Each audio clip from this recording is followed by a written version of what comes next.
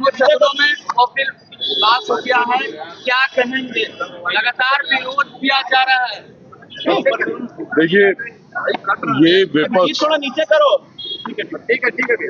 विपक्ष ने हमेशा से जब एनडीए की सरकार कोई भी ऐसे कानून को लेकर आई है या ऐसे बिल लेकर आई है या ऐसे संशोधन लेकर आई है जिसने समाज के गरीब वर्ग को मुख्य धारा के साथ जोड़ने का कार्य किया, विपक्ष ने हमेशा इसको लेकर भ्रम फैलाने का काम किया।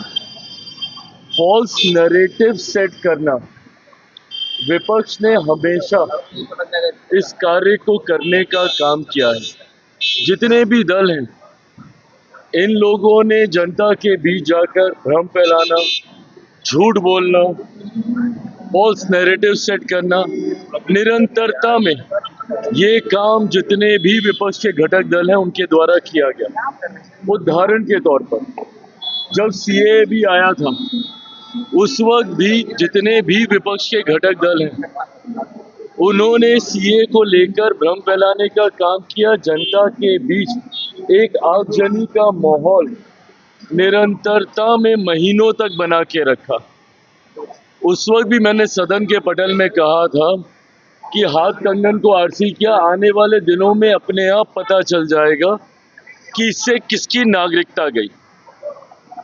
सीए एक ऐसा कानून था जहां पे उन देशों में रह रहे अल्पसंख्यक लोगों को नागरिकता देने वाला वो कानून था, और इन्होंने उसको नागरिकता छीनने वाला कानून बताकर अल्पसंख्यक समाज, खास तौर पर मुसलमानों को के बीच जाकर ये भ्रम फैलाया कि अगर सीए आ गया तो आप लोगों की नागरिकता छीन ली जाएगी। लंबे समय तक झूठ बोलने का काम किया। परिणाम स्वरूप देश भर में एक डर भय का माहौल बना रहा।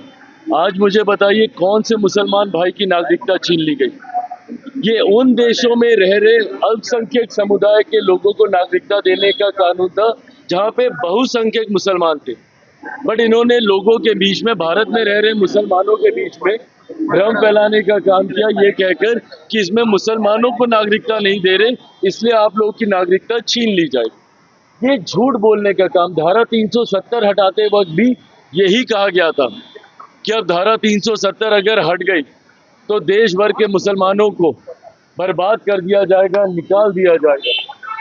जब राम मंदिर बनने की बात आ रही थी, उस वक्त भी कहा गया था कि अगर राम मंदिर बनेगा तो देश भर के मुसलमानों को निकाल दिया जाएगा। सिर्फ झूठ बोलना, फॉल्स नैरेटिव सेट करना। इस लोकसभा के चुनाव में इन्होंने क्या किया? बार बार ये कह रहे थे कि अगर मोदी सरकार तीसरी बार आ गई तो आरक्षण समाप्त हो जाएगा, लोकतंत्र की हत्या कर दी जाएगी, संविधान समाप्त कर दिया जाएगा। जवाब देना विपक्ष के तमाम घटक दल, किसका आरक्षण छीन लिया गया? कहां का संविधान खत्म कर दिया गया? या फिर किस मुसलमान की नागरिकता छीन ली गई? सिर्फ झूठ बोलकर, डर का माहौल बनाकर आप अपने वोट बैंक को संभाल के रखते हैं। ये सोच गलत है। आज पुनः ये जो संशोधन विधेयक आया है वक्फ को लेकर, पुनः इसमें झूठ बोला जा रहा है। ये मुसलमानों के हित में नहीं है, मुसलमानों की जमीन को छीनने का ये काम करेगा। जबकि स्पष्ट तौर से कहा गया है कि रेट्रोस्पेक्टिव है, इसमें किसी का भी अभी तक जिस भी मुसलमान की जमीन है या उसमें मस्जिद बनी हुई है उसको नहीं लिया जाएगा, उसको नहीं तोड़ा जाएगा। फिर भी उनके बीच जाकर ये भ्रम फैलाया जाए। और इसमें ये तक कहा गया है कि अगर कहीं पे विवाद चल रहा है किसी विशेष जमीन को लेकर, तो उसमें जो न्यायालय का फैसला आएगा वो सबको मान्य होगा। तो इसमें गलत कहाँ पे कोई कह रहे? अगर किसी सिस्टम में कोई पारदर्शिता लेकर आ रहा है, अगर ट्रांसपेरेंसी अगर एक सिस्टम में लाई जा रही है, तो इसमें गलत क्या है? अगर आप गरीब मुसलमानों को उनका हक देने का काम कर रहे हैं तो इसमें गलत क्या है? आज की तारीख में कई ऐसे मसले हैं जहां पे मुसलमानों की जमीन का विवाद ही वक्फ बोर्ड के साथ चल रहा है। पर अफसोस की बात यह है कि उनको न्यायालय तक जाने का मौका नहीं दिया जाता था। इसके बाद कम से कम वो न्यायालय जा पाएंगे, अपने हक के लिए न्याय की मांग कर सकेंगे। तो इसमें गलत क्या है? मैं मानता हूं कि आज विपक्ष जो इसको लेकर एक भ्रम का माहौल खड़ा करने का प्रयास कर रहा है, महीने, 2 महीने, 3 महीने, 4 महीने में अपने आप मुसलमान भाइयों को ये पता चल जाएगा कि इससे क्या सही में उनका कोई नुकसान हो रहा है या उनका भला हो रहा है। हमेशा की तरह जिस तरीके से विपक्ष उनको डराता रहा और पिछले 10 सालों में मोदी सरकार, केंद्र की हमारी एनडीए की सरकार के द्वारा लिए गए कानूनों को लेकर उनको डराने का काम करता रहा। पर इन 10-11 सालों में जनता और खास तौर पे अल्पसंख्यक समाज इस बात को समझ चुका कि ऐसा कुछ नहीं हुआ। इन 10 सालों में, 11 सालों में आज ये तीसरा कार्यकाल हमारी केंद्र की सरकार का चल रहा है। बताइए ना, इस 3 कार्यकालों में या पिछले 10-11 सालों में क्या ऐसा अहित हो गया मुसलमानों को? बल्कि जितनी गरीब कल्याण की योजनाएं हैं वो बिना किसी भेदभाव के समाज के हर वर्ग तक पहुंचाने का एक ईमानदार कार्य प्रयास हमारी सरकार ने किया। हमारी सरकार की सोच ही सबका साथ, सबका विकास, सबका विश्वास और सबका प्रयास की रही है। और जो लोग चिराग पासवान या लोक जनशक्ति पार्टी रामविलास के ऊपर सवाल उठाते हैं, मैं उनको भी कहना चाहूँगा कि आपकी नाराज़गी मेरी सराखों पर कोई दिक्कत नहीं। आपकी नाराज़गी तो मेरे उस पिता से भी रही थी जब उन्होंने 2014 में एनडीए का साथ देने का काम किया। उस वक्त भी आप उनसे नाराज़ हुए थे, बिना इस बात को याद किए कि कैसे 2005 में उन्होंने अपनी पार्टी को समाप्त कर दिया, बिहार में मुस्लिम मुख्यमंत्री बने इस बात की दावेदारी पेश करते हुए। तो आपकी नाराज़गी मेरी सर आंखों पर, और मैं मुसलमान समाज के हर एक व्यक्ति से मैं कहना चाहूँ कि आपकी नाराज़गी मेरे सर आंखों पर हकीकत है कि मेरे नेता ने भी हमेशा समर्पण भाव से सामाजिक न्याय की लड़ाई लड़ने का काम किया था। मेरी रगों में भी उन्हीं का खून है, उन्हीं के संस्कार हैं। मैं भी उनकी उस सोच को उतनी ही ईमानदारी से आगे लेकर चलने का काम करूं।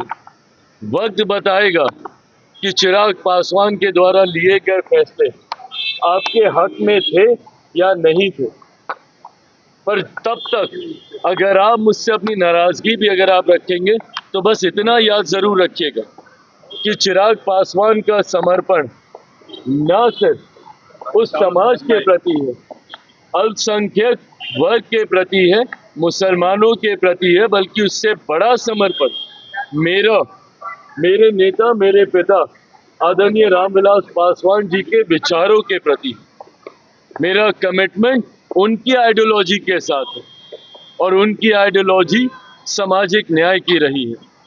और इसके साथ चिराग पासवान ने ना कभी समझौता किया था, ना कभी भविष्य में समझौता करेगा। चिराग पासवान के द्वारा लिया गया हर फैसला, मेरी पार्टी के द्वारा लिया गया हर फैसला मेरे पिता के विचारों को मजबूत करने की सोच को प्राथमिकता देने की दिशा में लिया जाएगा। समाज में सामाजिक न्याय को बढ़ाने की दृष्टि के साथ लिया जाएगा, समाज में सद्भावना को बढ़ाने की सोच के साथ लिया जाएगा और सबको, समाज के हर वर्ग को बराबरी का मौका मिले, अवसर मिले, इस सोच के साथ लिया जाएगा। हो सकता है जैसे इसके पूर्व में भी हुआ, आज शायद लोगों को इस पर यकीन ना हो, पर आने वाला समय बताएगा कि इस फैसले को लेने से पहले हर बिंदु पर विचार किया गया। हम लोगों की भी चिंता थी जब ये विधेयक सामने आया, जेपीसी की मांग हम लोग के द्वारा की गई थी। हम लोग चाहते थे कि इस पर एक विस्तृत चर्चा हो।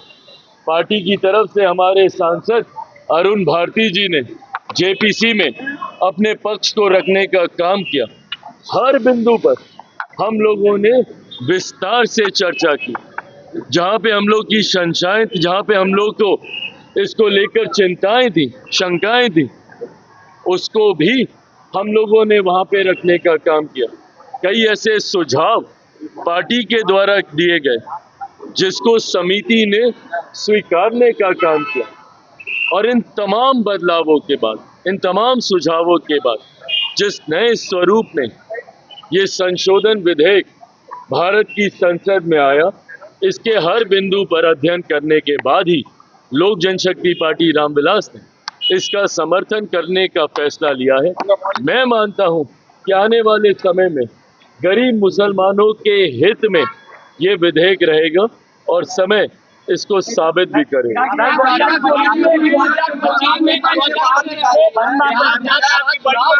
और जो 2025 में बिहार विधानसभा चुनाव है, विपक्ष साफ कह रहा है कि जो 17% वोट बैंक है उसका सीधा सीधा नुकसान होगा सत्ता पक्ष। क्यों कोई ये नुकसान करना चाहेगा, बताइए ना मुझे। अगर इतना ही स्पष्ट है, अगर विपक्ष इतना ही स्पष्ट है कि भैया 17% का हम लोग को नुकसान होगा, हम लोग क्यों करना चाहेंगे? हम लोग चाहते हैं कि समाज में बराबरी का एक माहौल बने, अमीर और गरीब के बीच की लड़ाई को कम करने की सोच के साथ मेरी सरकार कार्य कर रही है। ऐसे में कुछ मुट्ठी भर लोग जो यहाँ पे बैठकर निर्णय लेते थे, तकलीफ सिर्फ उन लोगों को होगी। मुसलमान समाज में एक बड़ा वर्ग ऐसा है, गरीब मुसलमानों, जिनको मौजूदा संशोधन जो हुए हैं उसका लाभ उनको मिलेगा। ऐसे में अगर विपक्ष ये कहता है, ये वही विपक्ष है जिन्होंने मुसलमानों को सिर्फ वोट बैंक बनाने का काम किया। 2006 में आई सच्चर कमेटी की रिपोर्ट ने स्पष्ट तौर पे मुसलमानों के हालातों का जिक्र किया। 2006 से पहले किसकी सरकारें थी? केंद्र में लंबे समय तक कांग्रेस समर्थक सरकारें रही। बिहार का अगर जिक्र करें तो पूरा 90 का दशक और 2005 तक लालू जी की सरकार थी।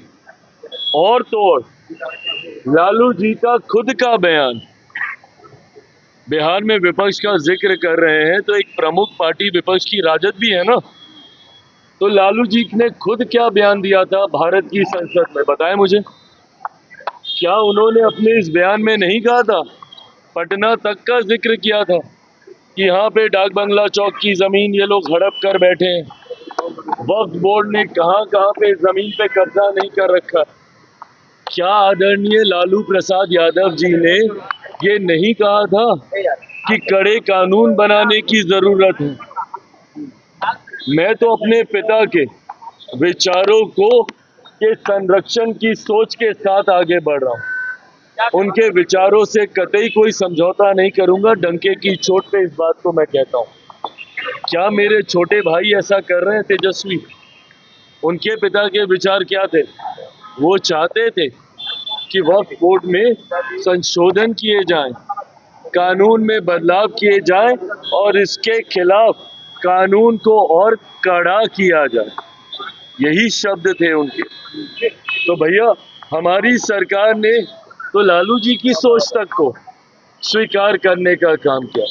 तो ऐसे में जब विपक्ष कह रहा है तो वो कहीं ना कहीं आदरणीय लालू प्रसाद यादव जी की बातों पर, उनके विचारों पर, उनकी सोच पर ही प्रहार कर रहा है। बट बहरहाल 6-8 महीने हैं अभी बिहार में चुनाव में। इन 6-8 महीनों में पता चल जाएगा कि इससे मुसलमानों का अहित हुआ है या गरीब मुसलमानों का भला हुआ है। हम लोग जब विधानसभा के चुनाव में जाएंगे, मैं ये मानता हूँ कि एक बड़ा वर्ग मुसलमानों का, जब ट्रिपल तलाक का कानून भी आया, जब उसको लेकर भी हम लोगों ने बदलाव किए थे, तब भी यही भ्रम फैलाया गया। पर आज बताइए, मुसलमान महिलाएं जो ट्रिपल तलाक की वजह से प्रताड़ित होती थी, कहीं ना कहीं उनको आत्मसम्मान, उनकी आत्मरक्षा के लिए वो बदलाव किए गए। आज उनका मजबूत साथ हमारी सरकार को मिलता है। बिहार विधानसभा चुनाव आते आते तक मुसलमान वर्ग में एक बड़ा वर्ग जो गरीब मुसलमानों का है वो चुनाव आते आते तक इसके सही पक्ष को समझते हुए हम लोग के साथ जुड़ेगा, ये मैं मानता हूँ। बड़ी मांग को आपने को लेकर लगातार बड़ी मांग है, बंटवारा करने की बात। आज मैं गांव जा रहा हूँ, मुझे अफसोस है, दुख है इस बात का कि मेरे ही परिवार के कुछ ऐसे सदस्य अपनी महत्वाकांक्षाओं के लिए, राजनीतिक आर्थिक महत्वाकांक्षाओं के लिए जिस तरीके से परिवार की महिलाओं तक को अपमानित प्रताड़ित कर रहे हैं, ये गलत। वो मुझसे बड़े हैं, मैं उनको कुछ नहीं कह रहा, पर मेरी बड़ी माँ तो उनसे बड़ी हैं, उन्होंने ज़रूर अपने आक्रोश को सामने रखने का काम किया। परिवार के सदस्यों ने इससे पूर्व राजनीतिक महत्वाकांक्षाओं के लिए मुझे, मेरी माँ को घर से निकाला और आज आर्थिक महत्वाकांक्षाओं के लिए मेरी बड़ी माँ, जिनकी शारीरिक परिस्थिति भी अभी ऐसी नहीं है कि वो इस तरीके की प्रताड़नाओं को झेल पाए, उनको जिस तरीके से घर से निकालकर कमरा बंद करने का, कमरे में ताला लगाने का काम किया गया, ये गलत है, ऐसा नहीं किया जाना चाहिए। पर ये उनकी सोच है। मैं मानता हूँ कि अगर पहले उन्होंने पार्टी में हिस्सा चाहा, वो लिया, आज अगर उनकी सोच ये है कि अब वो संपत्ति तक में हिस्सा चाहते हैं, तो घर के बड़े वो हैं, फैसला उनको करना है, जो उनका फैसला है वो मेरी सराहना होगा। Thank you.